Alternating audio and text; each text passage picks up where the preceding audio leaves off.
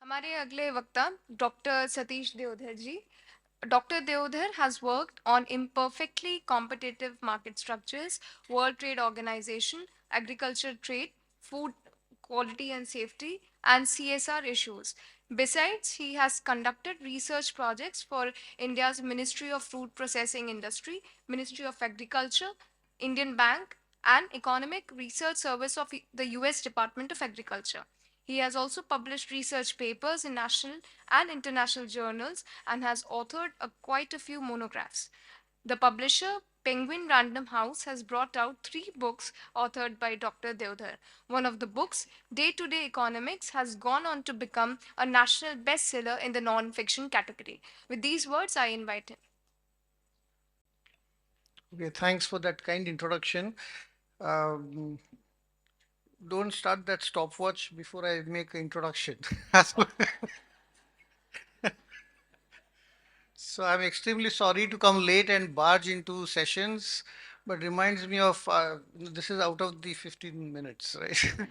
So I reminded me of Leelavati and Bhaskaracharya. So Bhaskaracharya wanted Leelavati to get married. And being a mathematician, he came up with all the formulas of the celestial beings and how in particular appropriate time he had decided for her to get married.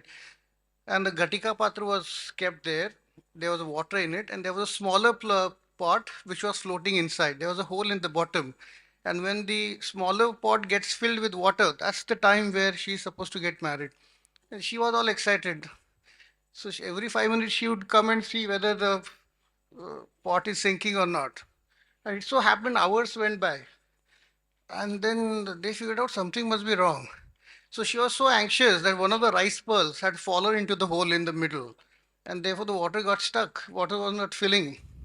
Something similar happened. I think the student who was supposed to pick me up, since last night he must be wondering, Professor Deodhar ko pick up karna hai, Deodhar ko pick up karna hai. And in the morning he forgot. So that's why I'm late. Now we can start 15 minutes. Okay, so yeah, thanks for the opportunity given to me to speak on Economic Sutra. In our classes, we have 1 hour, 15-minute session. You have cut out the one hour. So in 15 minutes, now I have to speak. 12 minutes, yeah. So you want to start now? So yeah, so I think the Indus University, there must be an Indic way of doing things in economics, right? That's what the name must be suggesting. So we have looked at communism, which failed. Soviet Union collapsed. There the idea was from each according to his abilities to each according to his needs. But it did not work because unless there are incentives for people to work, society doesn't work. We need incentives. You need some market mechanism. And of course, in communism, there is dictatorship. Therefore, there is no individual freedom. So that's also the whole thing collapsed. Look at the other extreme is pure capitalism. It talks about individualism and markets. But that has also gone too far. In the sense, everything can be now bought in the market.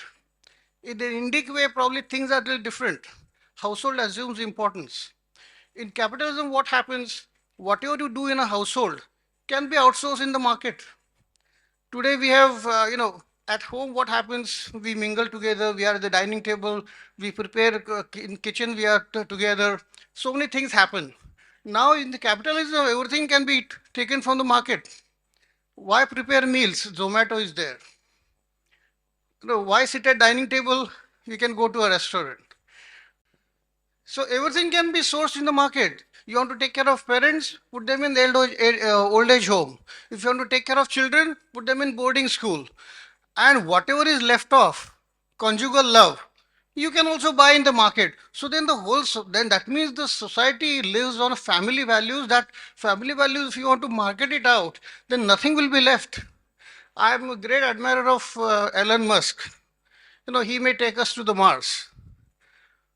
But he already has had 3 wives and 6 children, officially. So why is he taking us to Mars? Is the society stable? Why are we doing all this? Why are we going for the mass? But look at Dr. Sivan of ISRO. If you see that person walking on the streets, you will not recognize that he heads a place like ISRO. No, so I think what I'm driving at is that there is a third way. Capitalism has gone the other way. So what is this third way, right? I think there is a saying that suptasya sinhasya mukhena uh, na pravishyati mrigaha. If there's a third way, if you don't know it, no, you are not going to get any positive things out of it. So we have to acharanam. So we have to do some acharana only, then things will change. So what are those things? I think in piecemeal wise, we know few things here and there, but somebody has to now put it all together and put it into our curriculum. For example, if you look at life of an individual in a society, it comprises of 64 permutations and combinations. 4 by 4 by 4. What are these 64 4 by 4 by 4 combinations? In capitalism, utility maximization is the objective for individual. Profit maximization for firms. A single dimensional objective. In Indic way, probably we don't have unidimensional objective function. We have multi-dimensional objective function.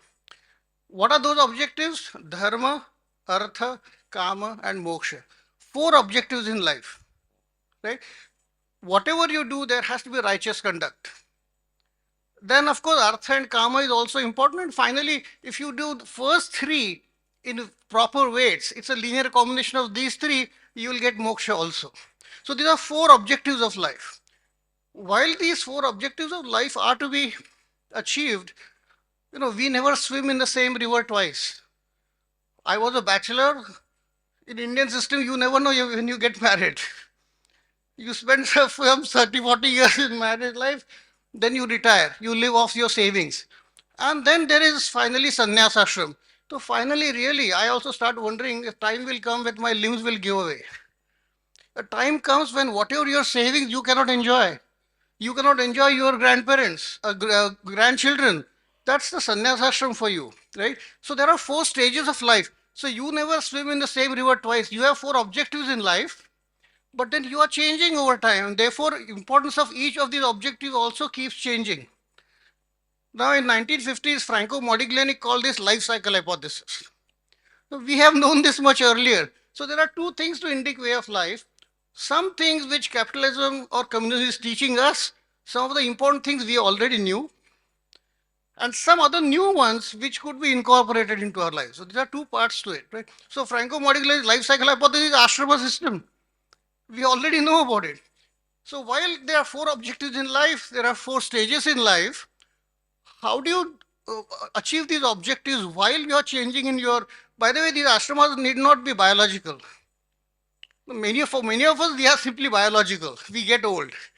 But then there are others who will choose different ashramas. For example, Adi Shankara chose to remain a bachelor. So that's out of own volition, right? There are others who will choose, Vijay Mallya will choose Artha and Kama all the time. So we are choosing our lifestyles, right? While doing this, of course, there has to be a profession to back this up. So there are 4 professions: Brahman, Kshatriya, Vaishya, and Shudra. 4 occupations are there, we have classified. Now it's a complete misnomer that it is birth based. Now you take any of our treatises, there is never ever a mention of birth based Varnas. Take Gita. Gita says, Krishna says, Chatur Varnam Maya Sushtam Guna Karma Vibhagashaha. Depending on your actions and deeds, you will get to know where you fall. In fact, Dr. Ambedkar had said that the Upanayanam ceremony actually was done at the end of 12 years in Guru's ashram. In those 12 years, Guru would know who is good at doing what. And therefore, Upanayanam was commencement ceremony. Now you commence your profession. Your Varna was decided at the end of the 12 years. In India, we don't have, in US, they have commencement ceremony for graduation. In India, we have convocation. Bahut ho gaya. Enough of studies, right? So that's the commencement. So there is a discussion between Bhrigu and Bharadwaj Rishi in Mahabharata. One says, look, I sweat, I have blood, I have fecal matter, I have feces. Everything is common to everyone, then how can we be different? That is at the physical level. Then the other one says, even at the mental level, we are all same. We have Shadripus. All of us have Shadripus. Therefore, how can we be different? And then the bottom line is, it all depends on your guna karma. Right? Same thing was said by Adam Smith, but 2 millennia later. Adam Smith said the difference between a porter and a philosopher is not the cause of division of labor, but a consequence of the division of labor based on your upbringing, education. So that is what is, so that's the, so we have four Varnas. So 4 times 4 times 4, there are 64 combinations, and one can choose where one wants to be. I think this idea has to be conveyed to our students that life is much more multifaceted. Once we do this, I'm sure, just like we talk about different economists of modern times, we need to make mention of 4 economists from Indian context. Uh, Narad Muni. Most of us read from Amar Chitrakatha and or even in Hindi films, and he's shown as a comical character. But he's a Pandit. When for the first time Yudhishthira is anointed as king, he walks into his court and he says, I hope you are taking care of the lame and the old and the weaker sections of the society. I hope you are building ponds and lakes at equal distance in different parts of your country. I hope you are taking care of internal security and external security. It goes on and on. Now, such a mature discussion between Yudhishthira and uh, Narad Muni happens. And he's not the only one. In fact, Bhishma, Sharapanjari Bhishma, while on the bed of arrows, again, Yudhishthira was a really confused person, I think. Everybody would give him advice, right? So even Bhishma gives him advice and he says, look, how will you charge your taxes? Sharapanjari Bhishma is talking about how to charge taxes. And he says, and just look at this simile. It is so mature compared to the Western world. He says, tax individuals and firms just as a honeybee collects honey from the flower. When you collect honey, honeybee collects honey from the flower, it doesn't affect the bloom of the flower. Don't exploit the household and the firms. Let them continue to produce more. That incentive must remain there. And whatever honey is collected, in the process, pollination happens. That means whatever tax you collect has to be used for future public goods. What a mature example Bhishma is giving. And look at the French economist Colbert's definition of taxation. He says it's efficiently plucking the feathers from the goose without making hissing. That's exploitative in nature. Our examples are much more wider. So that's Bhishma and uh, Narad Muni for you. There are 2 more. I think many of us by now we know Kautilya. So there's a treatise by or Arthashastra by Kautilya. But I don't want to spend too much time on it. Just give you one example and then I'll give another one. We have today what is called as the Pay Commission. Many of us who are in the government sector look forward to a pay commission. Every 7-8 years, pay commission comes in, our salaries are adjusted, and when they get adjusted, we feel happy, but we still chuckle. I could have got more. Kautilya had talked about pay commission. He's talking about what should be the salary of a palanquin bearer. The most unskilled labor is palanquin bearer. He doesn't have to do anything, just carry forward. From palanquin bearer to the Rajaguru, or who is the advisor to the prime minister, to the king, he talks about from 60 panas to 48,000 panas is the wider variation in salaries that he is talking about. Similarly, in India, what happens in pay commission, you don't want to give too much variation in salaries because of quote unquote socialistic economy. In the process, what you do is you create seeds for corruption. If you don't recognize that the joint secretary, Dr. Mr. Jaishankar, he used to be, I think, secretary, foreign secretary earlier. If you don't pay him too much, there's always an incentive for him to do corrupt practices. I'm giving, no, not him personally, I'm saying, but a person, right? So therefore, wide variation in salaries is required to match the productivity of the each individual.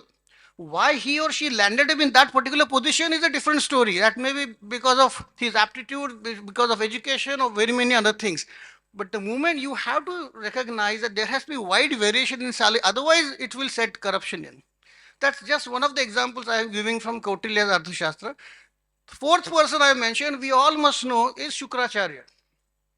Now, Shukracharya's original treatise is lost, but what we have found in 1800s, around that time, is Sukra Niti Sara. It's an abridged version of what the original Shukracharya must have written. I'll just give you one example, and then I think I should stop. I have 15 minutes here. You know, farmers see loans, and repayment of loan becomes a big issue in India, right? It is always a fact that when you give loan to a farmer, there'll be a contractual arrangement to repay the loan. But have we taken care of the fact that there could be a drought? Have we taken care of the fact that there'll be excessive rains? Who is supposed to take care of this? But you expect the farmer to return the loan. Now, Shukracharya clearly says, he has come up with definitions. He says, if you take a loan and if the interest that you have paid is reached twice the original borrowed amount, then you need not pay any more interest. Just return the loan itself. Let's say things still don't improve. You keep paying interest. If the interest becomes 4 times as much as the principal, then you need not even return the principal because you have already paid 4 times the principal. That means 100% part of it is the principal and 300% you have paid as interest. No more. And what else? Farm loan waivers, what else is it? Instead of making haphazard random decisions of farm loan waivers, if we can put in such a system in place, that could be much beneficial both for farmers and the lenders as well, right? I think there could be many more examples like this. So I thought four economies of Indian context, our people must know their examples. We must know what they were talking about. We must know, and a holistic approach of four varnas, four ashramas, and four life objectives. I think we need to understand this. I'll just give one last example and then I'll stop. Of the four objectives of life, one is dharma, right? Now, dharma can be interpreted in very many ways. One of them is ahimsa and sustainability. Now, ahimsa means what? Ahimsa doesn't mean no himsa. Anudara is a word for a woman, means someone who has a very small waist. Doesn't mean she has no waist, right? Similarly, ahimsa doesn't mean there is no himsa. You decide what is your level of minimal himsa. Freedom is given to us. But therefore, even Manusmriti says that if you want to eat meat, please go ahead. If you want to eat drink, please go ahead. If you want to have carnal pleasures all the time, please do. However, abstention brings great reward. Now, the leftists will only quote the first three shlokas, not the fourth part of it. That is most important. Freedom is given to us. But what is the reason behind this dharmic behavior is abstinence brings great rewards. Why? There is some association with environment. If you remain, I think these points were brought out yesterday also.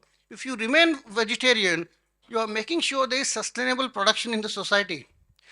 Otherwise, you are producing fodder. That's why you are deforesting. And then you let the animal eat more. Then you eat the animal. This is indirect way of doing things. This is not sustainable. You are wasting nature's resources. Yesterday again somebody said 1 kg of protein coming from meat sources takes 5,000, at least 5,000 liters of water. But 1 kg of protein coming from dal only takes 1,000 liters of water. That means we are saving on resources. I think these ideas have to be brought forward. One can go on and on like this. I think I've just given a glimpse of it. Thank you very much for giving me this opportunity.